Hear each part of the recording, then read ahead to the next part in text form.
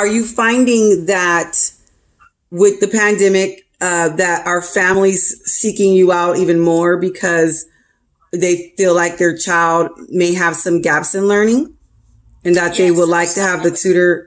tutor, support that and kind of bring them back up to their grade levels or beyond?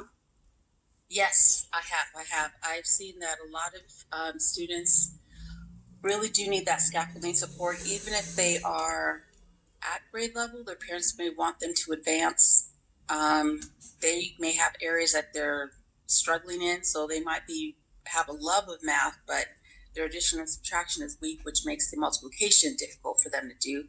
And then you can't even talk to this kid about long division because they just freeze.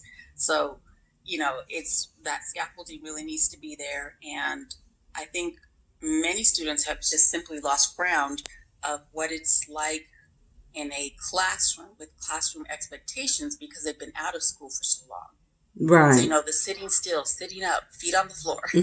I know. And that's the challenge as well, because, one of the things even prior to the pandemic was really the classroom environment, the nature of that, it's not the most, it's not the most child friendly environment to, having them Yes. sit down and be quiet and be still, so I noticed, there were a lot of hybrid programs out there, prior to the Mm-hmm. pandemic. I know of one particularly here in, the Los Angeles area where, parents were able to, the whole school was designed where parents can partially homeschool, but they had the kids go to a classroom like 2 or 3 days a week. I don't even think they're there the full 6 hours, So, there was a lot